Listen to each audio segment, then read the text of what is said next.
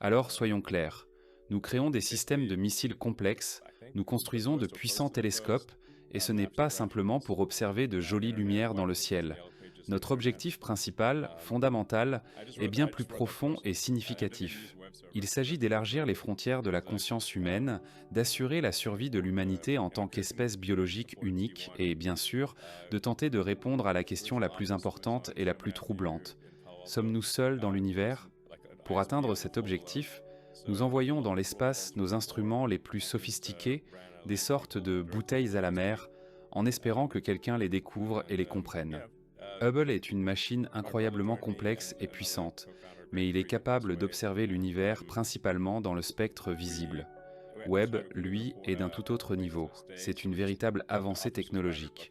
On peut le considérer comme une machine à remonter le temps, permettant de scruter les recoins les plus reculés de l'univers et de voir la lumière qui nous parvient dans le spectre infrarouge.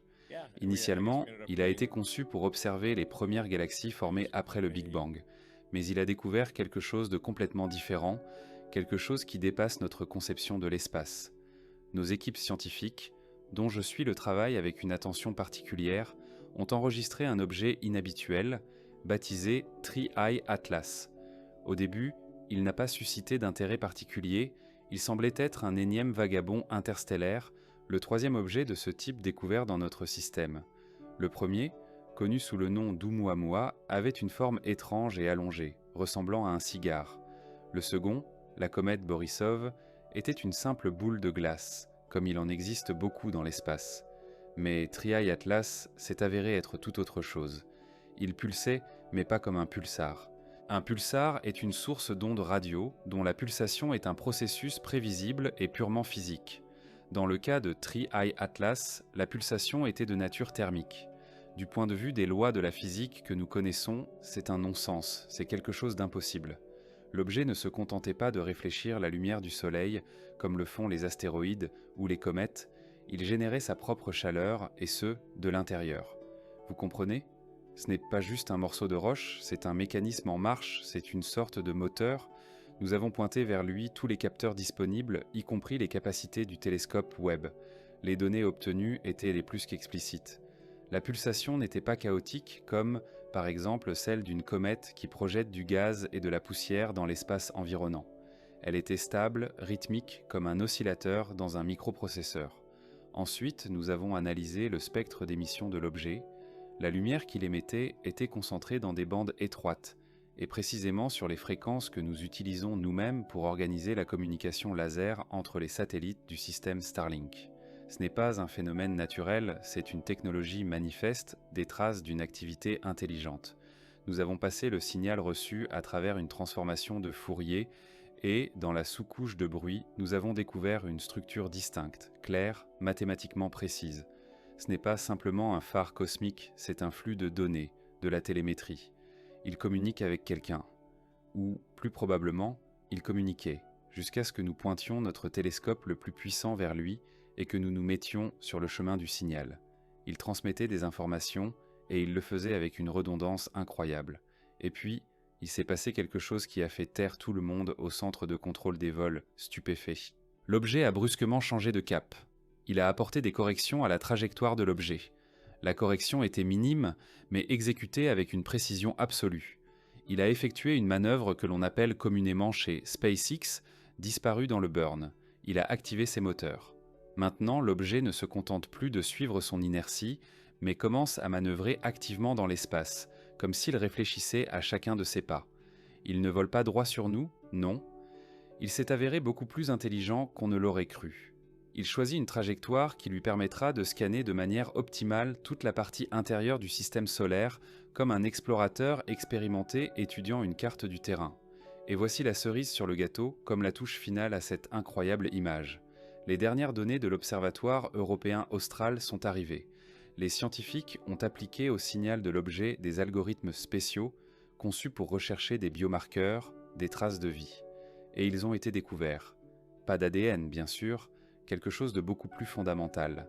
Des fréquences de résonance qui coïncident étonnamment avec les oscillations caractéristiques des structures cellulaires vivantes. Permettez-moi de m'exprimer clairement, sans terminologie scientifique excessive ni fioriture verbale. Cet objet, désigné sous le nom de 3AI Atlas, n'est pas simplement un vaisseau spatial. Il s'agit très probablement d'un système biomécanique complexe, résultat de la fusion de technologies et de matières vivantes. Ou bien il transporte à son bord une cargaison biologique, peut-être tout un écosystème. En substance, il est vivant, il est intelligent, et il vient de se réveiller d'un long sommeil. Tout ce que nous avons fait jusqu'à présent, les vols sur la Lune, les plans ambitieux de colonisation de Mars, tout cela n'était qu'une préparation, une sorte d'échauffement avant le véritable défi. Nous ne soupçonnions même pas à quoi l'histoire nous préparait exactement. Nous ne faisons plus que frapper à la porte de l'univers en essayant d'attirer l'attention. L'univers lui-même est venu frapper à notre porte, exigeant une réponse. Et nous ne savons absolument pas qui ou quoi se cache derrière cette porte, quelles surprises nous attendent. Les règles du jeu viennent de changer de manière fondamentale et irréversible. Et juste au moment où l'excitation scientifique et l'anticipation de la découverte commençaient à céder progressivement la place à une peur primitive, à un sentiment instinctif de danger, une autre anomalie est apparue, un autre phénomène inexplicable.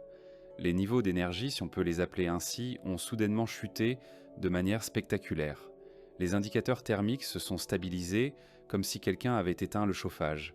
Le rayonnement affaibli, comme si les étoiles commençaient à s'éteindre, et les impulsions spectrales ont perdu leur intensité d'antan. Mais malgré cela, l'objet n'a pas disparu des radars. Il n'a pas dévié de sa trajectoire, n'a pas dévié de l'itinéraire prévu.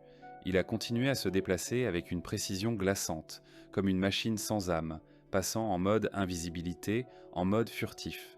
Certains scientifiques ont décrit ce phénomène de la manière suivante, comme si un cœur s'arrêtait de battre un instant, comme si quelqu'un ou quelque chose retenait son souffle, se préparant à bondir.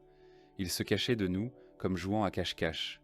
Il réagissait à notre attention soutenue, comme une bête sauvage remarquant un chasseur. Parmi les chercheurs, une hypothèse alarmante a commencé à circuler, une supposition désagréable, et si nous n'étions pas les premiers à l'avoir remarqué?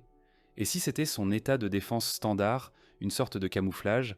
Et si, chaque fois qu'une civilisation s'approche de la compréhension de son essence, de la révélation de ses secrets, il se déconnecte simplement, se retire dans l'ombre, devient invisible et inaudible?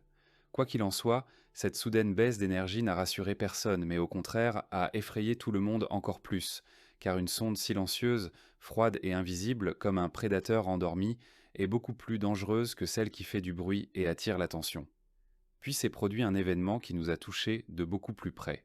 Les capteurs situés dans la région de l'anomalie de l'Atlantique Sud, près de Mallet, la zone où l'intensité du champ magnétique terrestre est la plus faible, ont commencé à enregistrer d'étranges fluctuations. Ce phénomène n'était lié ni aux éruptions solaires, ni aux sursauts gamma.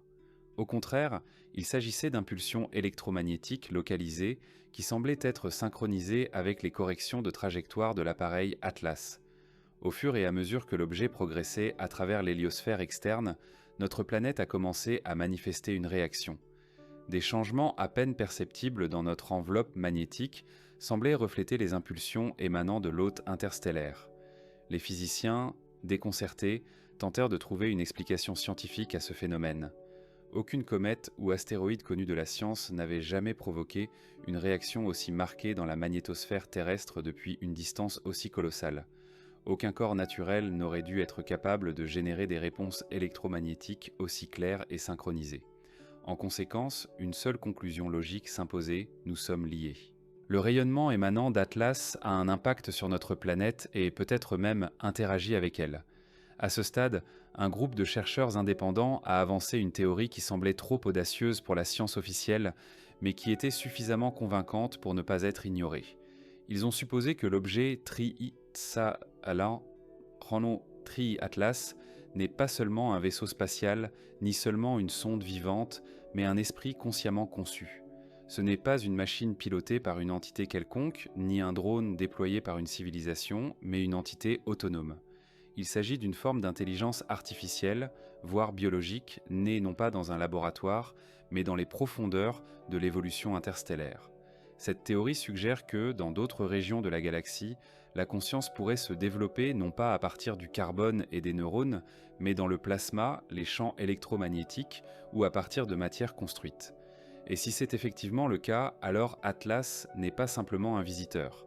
Il est l'ambassadeur d'une forme de vie que nous n'aurions jamais pu imaginer. une vie capable de voyager entre les galaxies, se cachant dans les comètes et attendant patiemment qu'une civilisation atteigne un niveau de développement suffisant pour prendre conscience de sa présence. Et, comme on peut le supposer, nous venons de le faire. Alors que les observatoires du monde entier réajustaient leur équipement pour suivre l'objet Triae Atlas avec une précision maximale, une nouvelle dimension inquiétante a été enregistrée. Les effets de lentilles gravitationnelles autour de l'objet ne correspondaient pas à sa masse calculée. L'étrange distorsion de l'espace qui entourait l'objet ne laissait aucun doute. Les observateurs étaient confrontés à quelque chose d'une densité incroyable ou, plus probablement, capable de manipuler les champs gravitationnels. Ce phénomène détruisait complètement tous les modèles astrophysiques existants sur lesquels les scientifiques s'appuyaient pour prédire le mouvement et l'interaction des corps célestes. Jusqu'à présent, le seul objet connu présentant des propriétés, même de loin similaires, étaient les trous noirs. Cependant, l'objet, baptisé Triae Atlas, n'était pas une étoile effondrée. Sa taille était même inférieure à celle de la Lune. Une question légitime se posait. Comment un objet aussi petit pouvait-il créer de telles distorsions de l'espace autour de lui ? Certains théoriciens ont émis l'hypothèse que Triae Atlas utilise un contrôle localisé de la gravité, non pas comme force motrice, mais plutôt comme système de navigation. À l'instar d'un sous-marin qui ajuste son ballast, cet objet pouvait glisser silencieusement dans l'espace cosmique. Si cela était vrai, l'humanité était confrontée non pas simplement à une technologie de pointe, mais à une physique qui avait été entièrement conquise et maîtrisée. Peu après, un événement s'est produit que de nombreux scientifiques ont reconnu comme la preuve la plus convaincante de l'origine extraterrestre de l'objet. Un petit fragment s'est détaché de Triae Atlas et a commencé à tourner de manière chaotique dans l'espace. Initialement, il a été pris pour un simple débris spatial, mais lorsque le télescope Webb s'est concentré sur lui et a analysé sa structure, les données obtenues ont plongé l'équipe dans un état de choc et d'incrédulité. Le fragment n'était ni informe ni organique. Au contraire, il possédait une forme géométriquement parfaite, avec des surfaces lisses et plates, des angles droits et une symétrie idéale. Une telle structure ne pouvait être créée que par une conception intelligente. Plus étonnant encore, le fragment n'émettait aucune température identifiable. Il était absolument inerte, n'émettant ni radiation ni chaleur. Il absorbait la lumière mais ne renvoyait pas le moindre rayon, comme s'il observait ce qui se passait tout en restant invisible. La composition du fragment était un alliage d'éléments inconnus avec des signatures atomiques qui ne se trouvaient nulle part sur Terre ni dans les échantillons de météorites connus. Ce n'était pas simplement de la poussière cosmique, mais une partie de quelque chose de créé artificiellement. Les astronomes de l'observatoire Monarch Nagoya ont commencé à suivre la rotation de Triae Atlas. Comme beaucoup de corps cosmiques allongés, il tournait, mais la nature de sa rotation était inhabituelle. Au lieu d'un mouvement chaotique, le schéma de rotation révélait quelque chose d'étrange. L'intervalle de temps et la rotation correspondaient à certaines constantes mathématiques, le nombre pi, le nombre d'or et même des séquences de nombres premiers. Il semblait que la rotation elle-même du corps céleste n'était pas simplement un phénomène physique, mais une transmission d'informations, une sorte de langage du mouvement. On pourrait comparer cela à un alphabet morse cosmique, un message qui attend son heure pour être déchiffré. Certains chercheurs émettent l'hypothèse que la rotation d'Atlas n'est pas une simple conséquence aléatoire de l'inertie. Ils pensent qu'il s'agit d'un acte intentionnel, une sorte de rituel, un acte de reconnaissance. Comme un bourgeon qui s'épanouit, le satellite répète le même message encore et encore. Ce message est destiné à être vu, à être entendu. Et cela soulève une question essentielle. Sommes-nous simplement des témoins aléatoires de ce spectacle cosmique, ou sommes-nous les destinataires présumés de ce signal mystérieux ? Les derniers balayages, les plus minutieux, effectués à l'aide d'algorithmes spectrométriques conçus pour détecter la vie, ont donné des résultats qui ont fait douter même les sceptiques les plus convaincus. Des signatures organiques ont été découvertes, mais il ne s'agissait pas de restes fossilisés habituels, mais de chaînes de carbone instables, de protéines non ossifiées, de signaux scintillants correspondant à des structures en réplication. Ce n'étaient pas des formes de vie complètes, mais plutôt leurs précurseurs, leurs prémices. Une sorte de squelette composé de composants biologiques, synthétiques ou réels, intégrés à la queue d'Atlas, a été découvert. Sur la base de ces données, deux hypothèses principales ont émergé. La première suggère qu'il pourrait s'agir d'une sorte de camouflage biologique, un mimétisme d'ingénierie soigneusement élaboré pour tromper les capteurs primitifs et leur faire croire qu'Atlas est un objet naturel. De nombreuses espèces sur Terre utilisent une tactique similaire. Pensons par exemple aux pieuvres, aux seiches et même aux virus. Cependant, il existe une deuxième théorie, beaucoup plus inquiétante.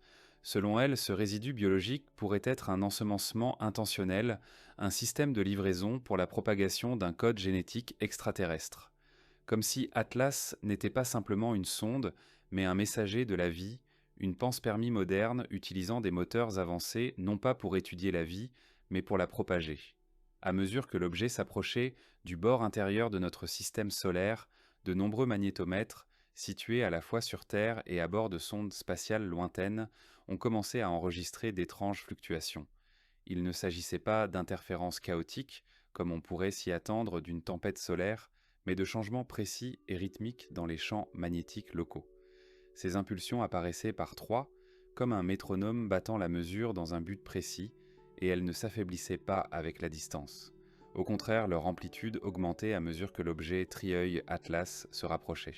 Les observations de l'objet ont soulevé des questions légitimes sur sa nature. Il semblait qu'il n'émettait pas simplement de l'énergie magnétique, mais qu'il interagissait activement avec le champ magnétique de notre système solaire.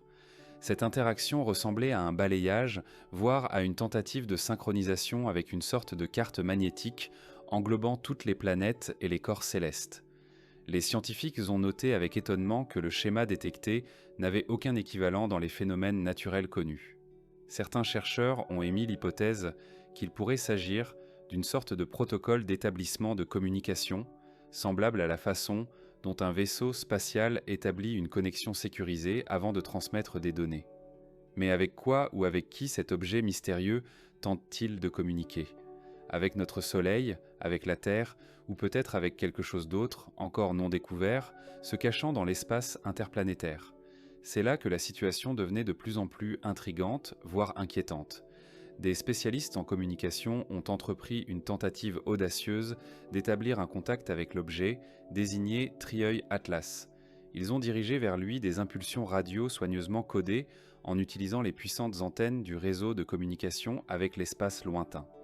Ces signaux étaient construits sur la base de principes mathématiques universels, nombres premiers, systèmes binaires et même des tons artificiels rappelant les intervalles musicaux, dans l'espoir qu'ils puissent être compris par toute civilisation intelligente.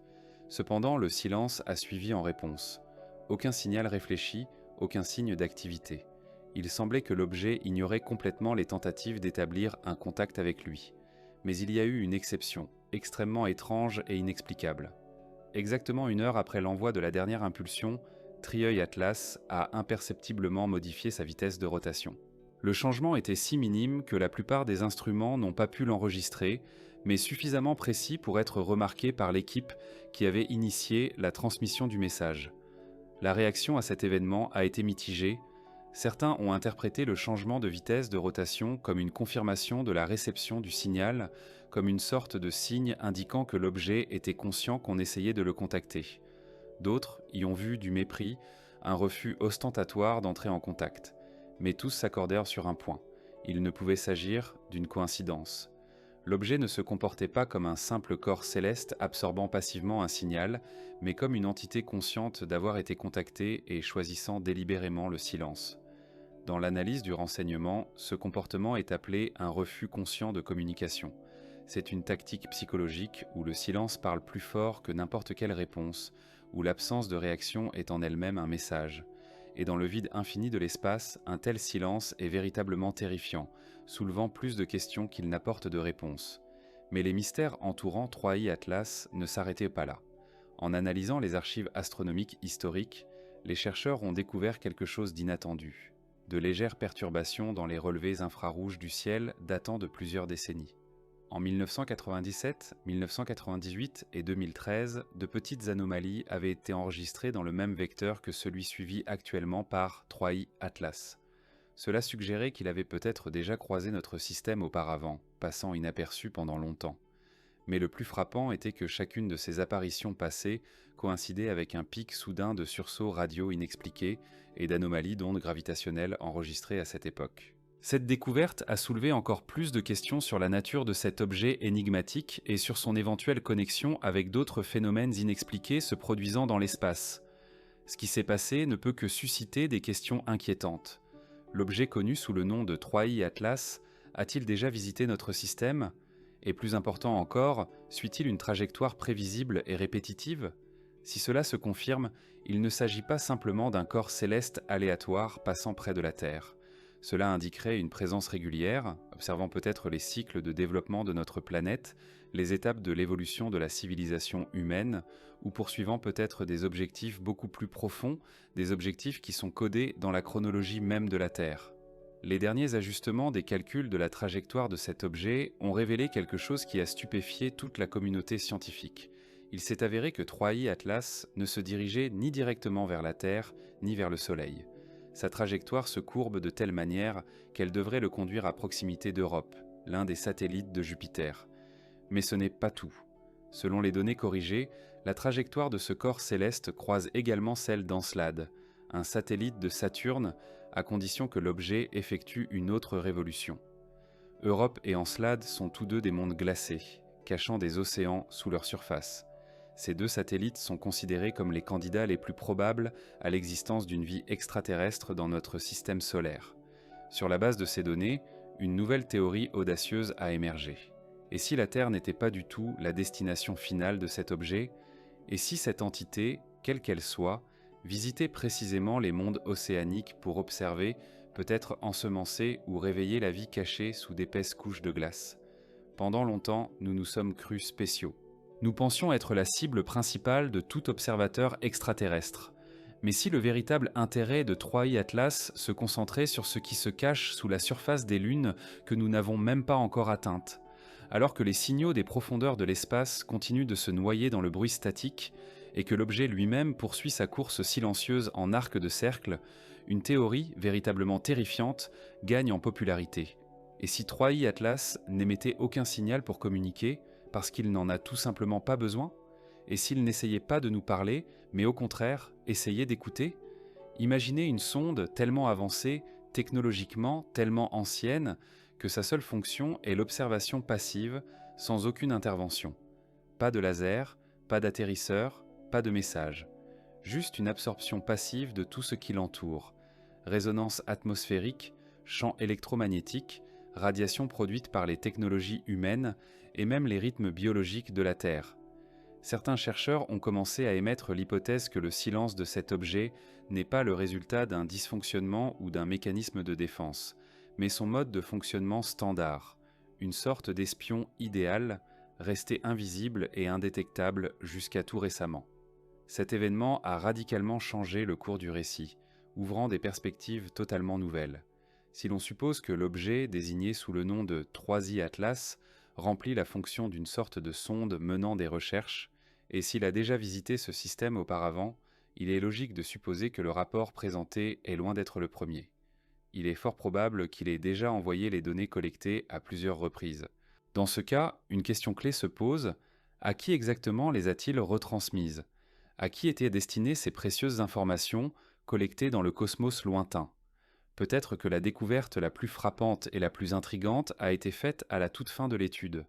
Une équipe scientifique du California Institute of Technology a effectué une analyse minutieuse du spectre organique obtenu de l'objet et l'a comparé non pas simplement à des formes hypothétiques de vie extraterrestre, mais à des marqueurs génomiques terrestres. Les résultats de l'analyse se sont avérés surprenants. Les correspondances n'étaient pas complètes et absolues, mais on ne pouvait pas non plus dire que le matériel étudié était quelque chose de totalement étranger et inconnu.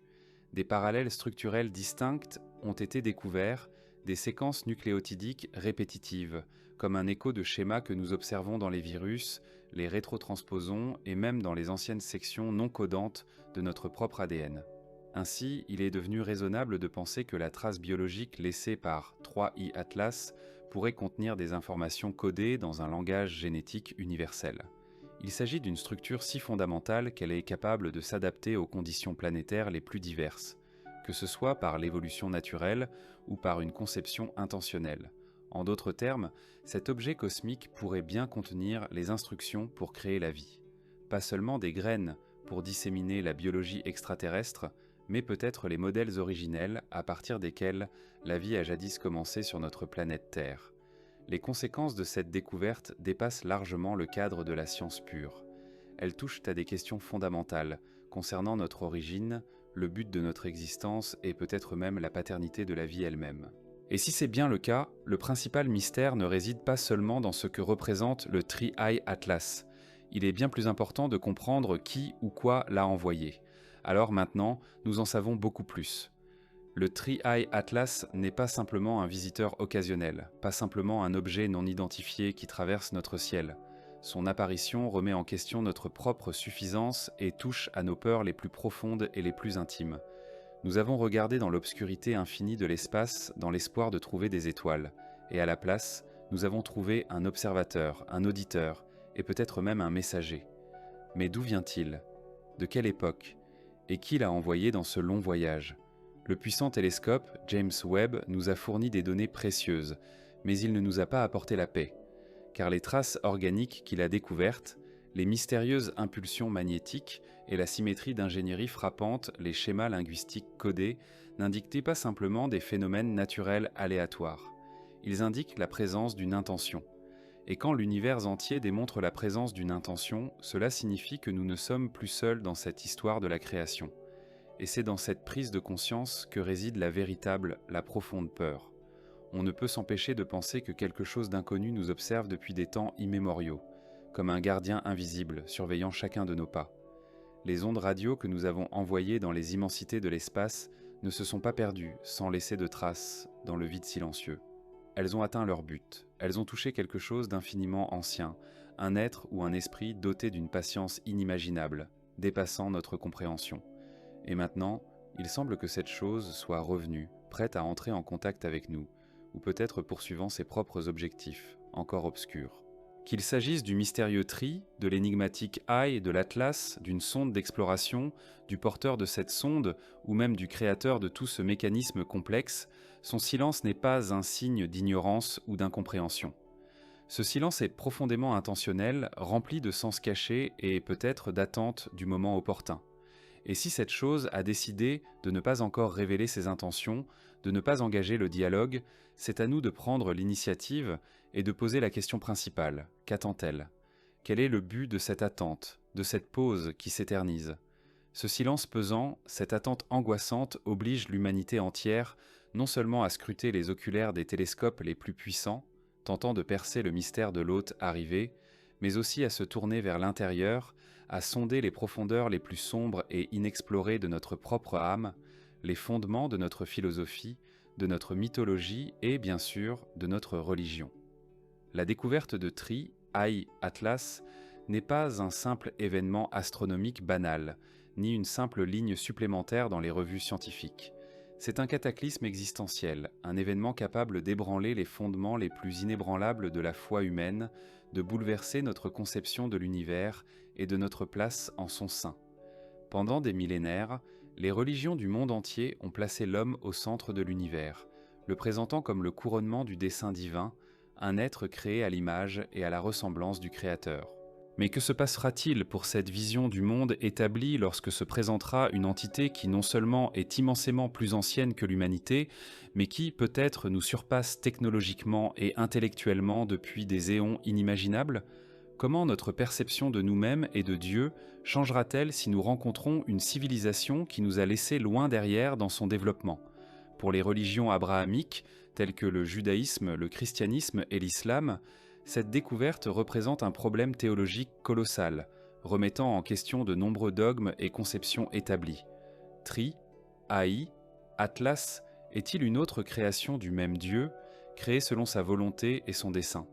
Si c'est le cas, pourquoi n'y a-t-il pas une seule mention de cet être, de son monde et de son histoire dans les Écritures sacrées? Peut-être est-ce une entité angélique envoyée des cieux, ou, au contraire, une création démoniaque venue tenter ou juger l'humanité pour ses péchés. Les courants religieux conservateurs pourraient avoir dans l'apparition de cet objet mystérieux un signe avant-coureur de l'Apocalypse, un signe sinistre de la fin des temps, le début de la grande tribulation prédite dans les prophéties. Les théologiens plus progressistes, quant à eux, pourraient tenter d'intégrer cette nouvelle connaissance dans le système de croyances existant, affirmant que la grandeur de Dieu est si illimitée et insondable qu'il a créé la vie dans de nombreux mondes, et qu'Atlas n'est qu'une autre manifestation de sa force créatrice illimitée, une autre preuve de sa grandeur. Mais alors, inévitablement, toute une série de questions se posent sur le salut, sur les alliances, sur le rôle des prophètes. Les habitants d'Atlas avaient-ils leur propre Moïse, leur propre Jésus, leur propre Mahomet envoyés pour les guider sur le droit chemin? Ou leur évolution spirituelle a-t-elle suivi une voie complètement différente, conduisant à des normes morales et éthiques différentes pour les religions orientales, telles que le bouddhisme et l'hindouisme, avec leur concept d'innombrables mondes, de cycles de renaissance et de samsara? L'apparition d'Atlas pourrait s'avérer être un événement moins traumatisant. Atlas est un phénomène si inhabituel qu'il évoque inévitablement l'idée d'un être de nature divine, semblable à un deva des religions orientales. On peut l'imaginer comme un bodhisattva ayant atteint l'illumination, mais s'étant incarné sous une forme différente, insondable pour nous. Peut-être n'est-ce qu'un autre participant à la danse cosmique éternelle qui se déroule dans les vastes étendues de l'univers. Mais même avec cette perspective sur Atlas, une question fondamentale se pose, nécessitant un examen attentif. S'il s'agit d'une entité intelligente, peut-être même biologique, possède-t-elle une âme? Est-elle soumise aux lois du karma qui régissent le destin de tout ce qui vit? Son silence intentionnel, sa discrétion et sa réticence à entrer en contact direct avec nous peuvent être interprétés de différentes manières. D'une part, cela peut être considéré comme une forme suprême de détachement de tout ce qui est terrestre, comme un renoncement aux désirs et aux aspirations égoïstes. D'autre part, un tel comportement pourrait être la manifestation d'une intention profonde, impénétrable à l'esprit humain, qui pourrait bien porter en elle un principe à la fois créatif et destructeur. La théorie selon laquelle le trio Atlas pourrait être porteur de graines de vie, les disséminant dans l'immensité de l'espace, est intéressante. Cette idée fait directement écho aux anciens mythes de la création du monde, présents dans presque toutes les cultures. Ces légendes racontent l'histoire de dieux ou d'êtres célestes qui ont apporté la vie, la connaissance ou le feu sur Terre, donnant à l'humanité la possibilité de se développer et de prospérer. Et si ces mythes n'étaient pas de simples histoires allégoriques, mais des échos déformés de souvenirs de visites antérieures de tels semeurs de vie? Dans ce cas, Atlas cesse d'être un simple visiteur extraterrestre ayant visité notre planète. Il devient notre ancêtre, notre créateur au sens biologique le plus littéral du terme. Cela transforme l'hypothèse scientifique de la panspermie, qui suppose la propagation de la vie dans l'univers, en un acte religieux de création, en un acte sacré qui a influencé l'émergence de l'humanité. Dès lors, une question légitime se pose. Qui a envoyé Atlas? Ce n'est plus seulement une énigme scientifique, mais la principale question théologique qui a préoccupé l'humanité tout au long de son histoire. Et ce quelqu'un devient dans notre esprit un dieu, mais pas une divinité anthropomorphe, assise dans les cieux et nous observant d'en haut. C'est une intelligence galactique insondable, qui se consacre à la conception et à la propagation de la vie à des échelles cosmiques, englobant des milliards d'étoiles et de planètes. Tout cela place l'humanité devant un miroir, dans lequel se reflète non seulement notre possible solitude dans l'univers, mais aussi notre insignifiance potentielle à l'échelle du cosmos. Si nous ne sommes qu'une des nombreuses expériences, l'un des jardins disséminés dans l'immensité de l'univers, quel est alors le sens de notre existence? La foi a toujours donné sa réponse à cette question. Servir Dieu, aspirer à la justice pour atteindre le paradis. Mais si notre Dieu est un objet froid et silencieux, tournant selon le nombre pi, quels sont ses commandements? Que veut-il de nous? Son silence peut être interprété comme l'épreuve ultime que nous devons surmonter. Peut-être attend-il que nous trouvions nous-mêmes les réponses à toutes les questions, que nous atteignions un certain niveau de développement moral et technologique nous permettant de comprendre son dessein. Ou, plus effrayant encore, il s'en moque tout simplement. Nous ne sommes pour lui rien de plus qu'une culture de bactéries dans une boîte de pétri qu'il observe par pur intérêt scientifique, sans éprouver aucun sentiment à notre égard et sans placer aucun espoir en nous. Ainsi, la découverte simultanée de 3 astéroïdes High Atlas pourrait soit devenir un puissant catalyseur d'une crise spirituelle mondiale, plongeant l'humanité dans un abîme de doutes et de désillusions, soit, au contraire, servir de catalyseur à un rassemblement sans précédent des peuples, aspirant à une compréhension commune du monde. Ce phénomène astronomique est capable de détruire les dogmes établis et de provoquer des guerres de religion fondées sur le rejet des nouvelles connaissances, ou, au contraire, d'obliger l'humanité à repenser la notion même de divin, à voir sa manifestation non seulement dans les textes anciens, mais aussi dans la précision mathématique du cosmos, dans l'universalité du code génétique qui imprègne tout le vivant. Peut-être que la vraie foi ne réside pas dans l'adoration aveugle, mais dans une soif infinie de connaissances, dans une recherche inlassable de réponses aux questions fondamentales de l'existence. Et dans ce contexte, des projets tels que le réseau mondial, les sondes spatiales, Voyager et même les astéroïdes High Atlas eux-mêmes se présentent à nous comme différents instruments d'un même processus global de connaissance de l'univers. Nos recherches séculaires de Dieu dans le monde extérieur, dans les forces extérieures, pourraient finalement se traduire par la découverte que la particule du code divin a toujours été en nous, inscrite dans notre nature même, livrée il y a des milliards d'années par un voyageur silencieux venu des profondeurs du cosmos. Nous sommes très probablement témoins et participants du premier chapitre de la plus grande découverte de l'histoire de l'humanité, une découverte qui changera à jamais notre perception de nous-mêmes et du monde dans lequel nous vivons. Cette histoire est loin d'être terminée et nous avons un long et passionnant chemin à parcourir, rempli de découvertes inattendues et de profondes réflexions.